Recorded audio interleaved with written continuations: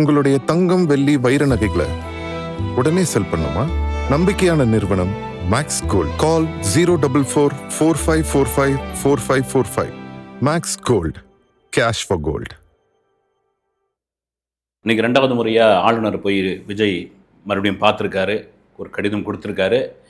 வெளியிருந்து என்ன சொல்கிறாங்க அப்படின்னா, பெரும்பான்மையை சட்டப்பேரவையில் நிரூபிப்பார், ஏன் அதுக்கு அனுமதி கொடுக்காமல் இருக்கார் ஆளுநர் அப்படின்னு ஒரு கேள்வி இருக்குது.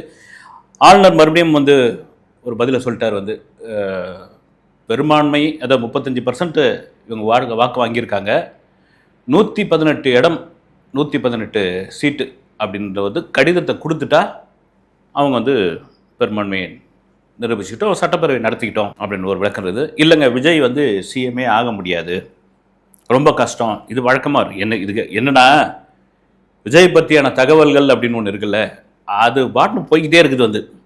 நேற்று நைட்டு விஜய்க்கான அந்த பாதுகாப்பு வாகனம் கான்வாய், அது நைட்டு அந்த பட்டணப்பாக்கம் ஆஃபீஸ்லேருந்து கிளம்பிடுச்சு. ஊடகங்களில் போட்டு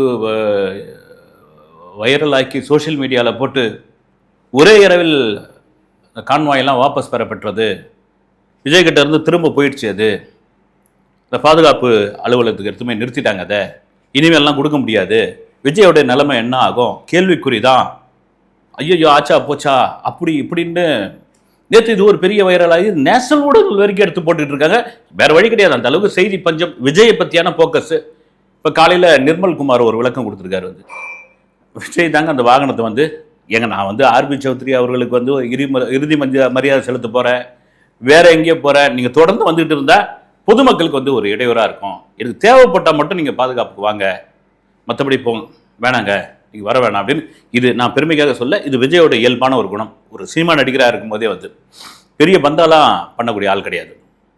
அதுதான் விஜய்க்கு பெரிய ப்ளஸ்ஸாக இருந்தது. ஏன்னா நான் தகவல் சொல்லி ஆகிறதுக்காக அப்போல்லாம் ப்ரெஸ் மீட் நடக்கும்போது பார்த்தீங்கன்னா, சாதாரண ஒரு காலர் வைக்காத ஒரு பனியனோடு உட்காந்து பேசிக்கிட்டு இருப்பாங்க.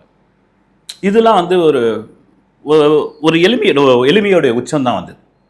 அப்படி இருக்கும்போது அந்த கான்வாயினால் மற்றவங்களுக்கு தொந்தரவு, முன்னும் பின்னும் ஊயின் போயின்னு இருக்கும்போது, ஒரு துக்க வீட்டுக்கு போகிறோம், அங்கே ஒரு பெரிய தொந்தரவாக மாறுது. ரைட்டு, எனக்கு தேவைப்படுது, கவர்னர் மாளிகைக்கு போகிறேன், வேறு எங்கேயாவது போகிறேன் அப்படின்னா நீங்கள் கொடுங்க, மற்றபடி இல்லை. ரெண்டாவது என்னன்னா, நம்ம இன்னும் முதலமைச்சர் ஆகலை அப்படின்ற ஒரு விஷயம் இருக்குல்ல, முதலமைச்சர் ஆகலை, இன்னும் உட்காரல, சிஎம் நாற்கால் உட்காரல, அதுக்குள்ளே எதுக்கு இந்த பந்தா, ஏன்? இது ஒரு பக்கம். இன்னொன்று ரொம்ப முக்கியமான ஒரு விஷயம் விஜயால் ஆட்சி அமைக்க முடியுமா முடியாதா, அதை தாண்டிய ஒரு விஷயம் இதுக்கு பின்னாடி பாஜக உள்ளே இருக்குது. காரணம், காங்கிரஸ் கூட கூட்டணி அப்படின்னு போனது பாஜக கடுமையான ஒரு எரிச்சல் ஆகி போச்சு. அந்த எரிச்சலோட வெளிப்பாடு தான் இங்கே இது மாதிரி அப்படின்னு. ஸ்டாலின் இன்னைக்கு காலையிலேயே அவர் என்ன பண்ணார், ஒரு அறிக்கை ஒன்று விட்டுருந்தார். இது மாதிரி அவரே ஆட்சி அமைக்கிட்டோம், விஜயை 6 மாத காலம் எப்படி இருக்குதுன்னு பார்ப்போம், அதன் பிறகு 6 மாத காலத்துக்கு அப்புறம் நம்ம முடிவு தெரிஞ்சுக்கலாம், அது வரைக்கும் அவர் எதுவும் டிஸ்டர்ப் பண்ணாதீங்க அப்படின்னு. இதுக்கான காரணம் என்னன்னா, நீங்கள் மறுபடியும் விஜய் பெரும்பான்மையை நிரூபிக்காவிட்டால் இந்த ஆட்சி கலைக்கப்படும், கவர்னர் ஆட்சி உள்ளே வரும். கவர்னர் ஆட்சி உள்ளே வந்தால் 2 விஷயம் இருக்குது. ஒன்று என்னென்னா, நீங்கள் பிஜேபி உள்ளே வரக்கூடாது, பிஜேபி உள்ளே வந்துடும் தொடர்ச்சியாக அதை தான் பேசிக்கிட்டு இருக்கீங்க, இன்னி வரைக்கும் அதை தான் பேசிக்கிட்டு இருக்கீங்க. மக்களே என்ன நினச்சிப்பாங்கன்னா, என்னப்பா எப்போ பார்த்தாலும் பிஜேபி உள்ளே வந்துடும். இந்தியாவில் 18 மாநிலங்களில் பிஜேபியோட ஆட்சி தான் நடந்துக்கிட்டு இருக்கு. இங்கே பாருங்க, வெஸ்ட் பெங்காலில் திரிணாமுல் காங்கிரஸ் உடைய கோட்டை இதிலிருந்து ஒரு செங்கலை கூட உருவ முடியாது அப்படின்னு ஆணவத்தோடைய உச்சத்தில் பேசி கொண்டிருந்த மம்தா பானர்ஜி, ஒரு சின்ன குழந்தைங்க அடம் பிடிக்கல, பொம்மையை நான் கொடுக்க மாட்டேன்ற மாதிரி, உன் பதவியே போயிடுச்சு, ராஜினாமா பண்ணிட்டு போமான்னா, நான் ராஜினாமா பண்ண மாட்டேன்னா எந்த மாதிரி ஒரு மனநிலை பாருங்க. அங்கே மக்களை வெறுத்துட்டாங்க, மக்களை வேற ஒரு இதுக்கு வந்துட்டாங்க. நீங்க திரும்ப பிஜேபி உள்ள வந்துடும், பொதுவாக சொல்றேன், பிஜேபி உள்ள வந்துடும் எவ்வளவு காலம் சொல்லி ஏமாற்ற முடியும்? அப்படி ஒருவேளை கவர்னர் ஆட்சி வருதுன்னா பிஜேபி உள்ளதான் வந்துடும். அப்புறம் நீங்க என்ன பண்ண போறீங்க? இப்போ நீங்கள் இப்போ விஜய் தான் மெஜாரிட்டியில் இருக்கிறாரு. அப்போ நீங்கள் ஒரு அரணாக இருந்து, ஒரு ஒற்றுமையாக இருந்து, இதில் எந்த பாகுபாடும் இல்லாமல், எந்த ஈகோவும் இல்லாமல், அவர் ஒரு நடிகர், அவர் ஒரு கூத்தாடி, அவர் ஒரு மேக்கப் போட்டவர், கட்சி ஆரம்பித்து 3 வருஷம் தான் ஆகுது, அந்த மாதிரி எந்த வித ஈகோவும் இல்லாமல் ஒட்டுமொத்தமா நிற்போம், பிஜேபி உள்ள வந்துடும்ல, ஆட்சி அமைக்கிட்டப்பா, எல்லாரையும் தான் சொல்றேன் நான் வந்து. ஆனா அந்த மணலில் வரவே வராது. இதெல்லாம் தாண்டி முக்கியமான ஒரு ஈகோ என்ன காரணம் தெரியுங்களா?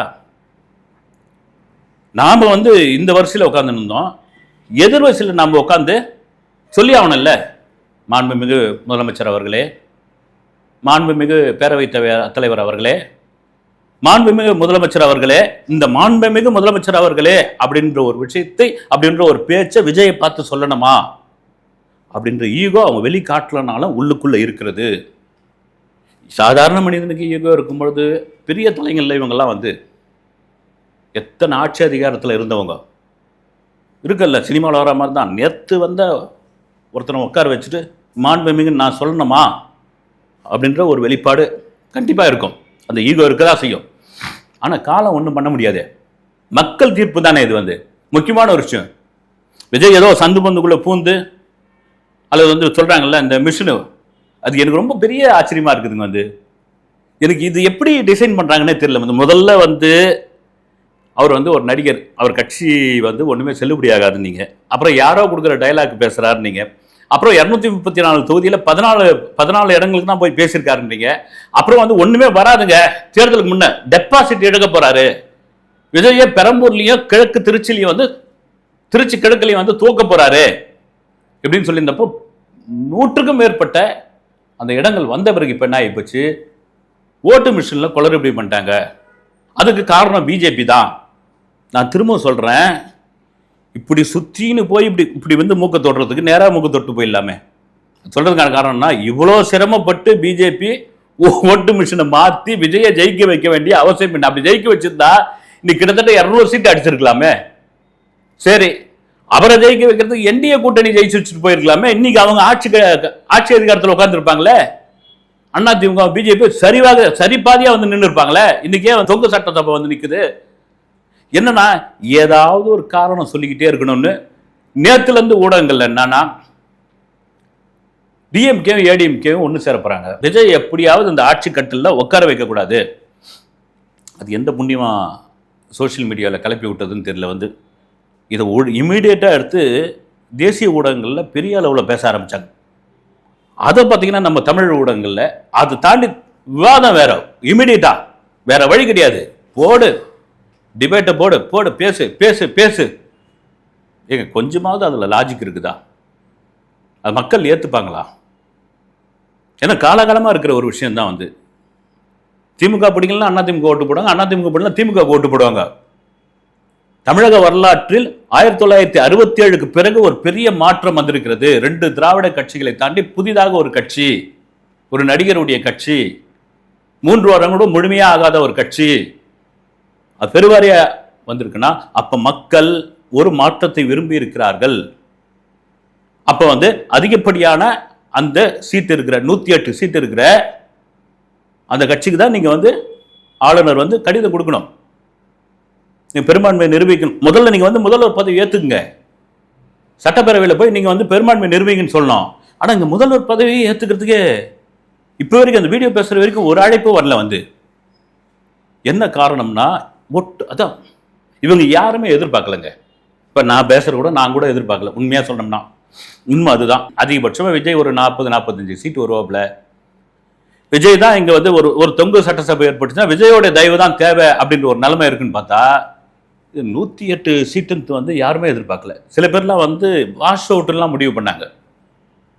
ஆனால் மக்கள் நினைத்தால் என்ன ஒன்றாலும் நடக்கும். அது ஒரு சரியான பாடுங்க. நீங்க 1000, 2000, 3000, 4000 கோல்டு காயின், வெள்ளி கொலுசு, கூப்பனு, ஃப்ரிட்ஜு, வாஷிங் மிஷினு, எண்ணத்தை கொடுத்தாலும் சரி, தெளிவாகிட்டாங்க. நாங்கள் எங்களுது தான் அந்த காசு, யாருக்கு நாங்கள் போடுறோமோ போட்டுக்கிறோம். இப்போ என்ன முக்கியமான ஒரு விஷயம் வரும்னா, திரு மு க ஸ்டாலின் அவர்கள் 6 மாதம் வரைக்கும் அதை தொந்தரவு பண்ணாதீங்க, அவரே ஆட்சி பண்ணட்டுங்க அப்படின்னு சொல்றதுக்கான காரணம்னா, மறுபடியும் கவர்னர் ஆட்சி வந்தால் 6 மாதங்களுக்கு பிறகு ஒரு தேர்தல் வரும். அந்த தேர்தலில் விஜய் சாலிடா 200 சீட் அடிச்சுட்டு வெளியே வந்துடுவாங்க. டெல்லியில் கெஜ்ரிவாலுக்கு நடந்த அதே சம்பவம் தான். 200 சீட்டு சாலிடா வந்துடுவாப்புல. ரெண்டாவது இன்னொரு பெரிய கஷ்டம், 6 மாசத்துக்குள்ள தேர்தல் அப்படின்னும் பொழுது 2 கட்சியிலும், திமுகவிலையும் அதிமுகவிலையும் கோடிகளில் செலவு பண்ணியிருக்காங்க ஒவ்வொரு வேட்பாளரும். சாதாரண காசு கிடையாது, கோடிகளில் செலவு பண்ணியிருக்காங்க. மறுபடியும் அந்த செலவு பண்ணுறதுக்கு அவங்களுக்கு நிற்கிறதுக்கே அவங்களுக்கு முடியுமான்னு தெரியல. ஏங்க அவ்வளோ பணத்தை வாரி கொட்டி வச்சுருக்காங்க. கிட்டத்தட்ட விஜய் கட்சியிலேருந்து எனக்கு தெரிஞ்சு அதிகபட்சமாக 2 லட்சம் இல்லை 3 லட்சம் தான் செலவு பண்ணியிருப்பாங்க. பிடிச்சி தூக்கின்னு வந்துட்டாங்க பாருங்க. அதுதான் நான் சொல்கிறேன். நான் நீங்கள் ஓட்டை கொடுத்து நோட்டை கொடுத்து மயக்க முடியாது. 6 மாதம் தேர்தல் அப்படின்னா அது விஜய்க்கு மிகப்பெரிய பலமாக போகும். இப்போ போய் யாருக்கிட்ட கெஞ்சின்னு இருக்க வேண்டிய தேவையில்லை. 200க்கு 200 தூக்கி நிறுத்திடும். இதுதான் ப்ராக்டிக்கல். அதெல்லாம் மீறி இவர் கூட கூட்டணி, அவர் கூட கூட்டணி, இதுக்கு பின்னாடி அவங்க இருக்காங்க, அதுக்கு பின்னாடி அவங்க இருக்காங்க. இப்போ காங்கிரஸ்காரங்க உண்மையிலே என்ன நினச்சிருப்பாங்கன்னா, என்னையா தப்பை பண்ணிட்டோம் நாம். இப்போ மாணிக் தாக்கூர் அதான் சொல்கிறார். நான் அப்பயே தலையால் தண்ணி குடித்தேன். நான் கூட்டணி வைங்க, கூட்டணி எங்கள் தலைவரும் சொன்னார், ராகுல் காந்தியும் கூட்டணி வைங்க கூட்டணி வைங்கன்னு. யாராவது கேட்டிங்களா? 50 சீட்டு நின்று இருந்தால் 50 அடித்து தூக்கியிருக்கலாம். இன்னொரு கட்சி அண்டி படித்து தான் நாங்கள் வாழணுமா? நாங்கள் தனியாக இருக்கக்கூடாதா? வருகின்ற பாராளுமன்ற தேர்தலுக்கு இளைஞர்களுடைய எழுச்சி எங்களுக்கு பெரிய இதுவாக இருக்குமே. ஏன்னா திமுகவுக்கும் காங்கிரஸுக்குமான 22 ஆண்டு கால கூட்டணி. அது ஒரு உறவு, ஒரு நட்பு. அது ஒரு நொடியில் காலி ஆயிடுச்சுன்னா அது விஜய் என்கின்ற ஒரு மனிதரால் மட்டும்தான். அதேவேளை இன்னொரு முக்கியமான ஒரு விஷயம் சொல்லியே ஆகணும். நான் ஏன்னா திடீர்னு ஒரு எம்எல்ஏ கேக்கு இது தாவக்க எம்எல்ஏ இதுவில் வெட்டுறாரு ஒரு அருவாளில். அப்புறம் பார்த்தா ஒரு எம்எல்ஏ, தஞ்சாவூர் எம்எல்ஏ ஏதோ குடிச்சிட்டு டான்ஸ் ஆடுற மாதிரி தண்ணி தொட்டி தேடி வந்த கண்ணுக்குட்டி நான், அது ஏதோ 7 வருஷம் வீடியோ 8 வருஷம் வீடியோன்றாங்க. அது ஒரு பக்கம். இன்னொருத்தர் ஏதோ போக்குவரத்து ராமநாதபுரத்தில் கார் மேலே 12 பேர் ஏறி உக்காந்துக்கின்னு கலெக்டர் ஆஃபீஸை சுற்றி வந்திருக்காங்கன்னு. தயவு செய்து இதை செய்து தான் மற்ற கட்சி மீது மக்கள் வெறுப்பாகி போய் உங்களுக்கு ஒரு பெரும்பான்மையான வாக்கு கொடுத்துருக்காங்க. 35% சாதாரண விஷயம் கிடையாது. நீங்கள் இன்னும் பதவிக்குள்ளே வரல, இன்னும் ஆட்சி அமைக்கலை, இன்னும் விஜய் சிஎம் ஆகலை, அதுக்குள்ளே இந்த அட்ராசிட்டிலாம் பண்ணாதீங்க. மக்கள் கோபம் இருக்குல்ல, அது இப்போ தெரிஞ்சு போச்சு பாருங்க. அதனால் அடக்கி வாசிங்க தம்பி அப்படின்ற ஒரு விஷயம் இருக்குல்ல, அது ரொம்ப ரொம்ப முக்கியம். இதை தலைவர் கவனிக்க வேண்டும், 2ஆம் கட்ட தலைவர்கள் கவனிக்க வேண்டும். ஆர்வ கோளாறு வேறு, ஆர்வம் வேறு, ஆர்வ கோளாறு வேறு. ஆர்வ கோளாறுன்னு தெரிஞ்சே பண்ணுறது அது பண்ணக்கூடாது. மக்கள் ரொம்ப தெளிவாக இருக்கிறாங்க. உங்களை கொண்டு அரியணையில் உட்கார வச்சது சமூக ஊடகங்களும் இளைஞர்களும் பெண்களும். ஏன்னா இதை சொல்லி தானே வந்தீங்க, சட்ட ஒழுங்கு கெட்டு போச்சு, பெண்களுக்கு பாதுகாப்பு இல்லை, கஞ்சா, அது இது தண்ணி அப்படின்னு. அதை ஒழிக்கிற ஒரு ஆட்சியாக இருக்கணும், மக்களுக்கு நம்பிக்கையான ஒரு ஆட்சியாக இருக்கணும். அடியனத்துக்கு பொண்டாட்டி இல்லை, பிறகு போகிற பிள்ளைக்கு முனுசாமின் பேர் வைக்கிற மாதிரி இன்னும் நீங்கள் இதுவே வரல, அதுக்குள்ளே எப்படி இந்த மாதிரி எல்லாம் பண்ணுவீங்க? அதுக்கு 1000 சப்பக்கட்டு சொன்னாலும் சரி. ஏன்னா எதை சாப்பிட்ட அவள், எந்த வாய்க்கு அவள் கிடைக்குன்னு காத்துக்கிட்டு இருக்காங்க. மென்னு துப்பி தூளாக்கிடுவாங்க. அதனால் பொறுமை, நல்லாட்சி, அடக்கம், இது ரொம்ப ரொம்ப முக்கியமான ஒரு விஷயம். உங்களுக்கு ஒரு பெரும் இடத்த மக்கள் கொடுத்துருக்காங்க. அதை இன்னும் கொஞ்சம் நெட்டி அடிச்சிருந்தாங்கன்னா ஒரு 118க்கு மேலே வந்திருந்தீங்கன்னா யார் தெய்வம் இல்லை, நீங்கள் உட்காந்து அடித்து தூள் கலப்பியிருக்கலாம். 118 அப்படின்னு ஒரு ஆதரவு கொடுக்குறாங்க. அப்படின்போது அந்த 118 வைத்துக்கொண்டு ஆட்சி பண்ணும்போது மிகப்பெரிய சிரமம் தான். தினம் மிரட்டுவாங்க, வாபஸ் வாங்கிடுவாங்க, எங்கள் கொள்கைக்கு எதிராக நிற்கிறேன்னுவாங்க, என்ன வேணாலும் நடக்கும். அதெல்லாம் தாண்டி மிக சாமர்த்தியமாக சாதுர்த்தியமான ஒரு ஆட்சியை நடத்த வேண்டிய கட்டாயத்தில் விஜய் இருக்கிறார். அதில் மாற்றுக்கிறது கிடையாது. ஏன்னா நீங்கள் சொன்னது தான் ஒரு பக்கம் 75 வருட பாரம்பரிய கட்சி, இன்னொரு பக்கம் 50 வருஷம். அவங்களாம் அரசியலில் கரை கண்டவங்க, ஆனால் அவங்களும் உங்களை மாதிரி இருந்து வந்தவங்க தான். இப்போ பாலபாடன்ற ஒரு விஷயம் இதெல்லாம் மீறி விஜய் ஒரு தனிப்பெரும்பான்மையுடன் இருக்கிறார். அவரை ஆட்சி அமைப்பதற்கு கவர்னர் அழைத்தாக வேண்டும் என்பதுதான் மக்களுடைய பொதுவான கருத்து. அழைப்பார் என்று எதிர்பார்ப்போம். அடுத்த வீடியோவில் சந்திக்கிறேன். நன்றி.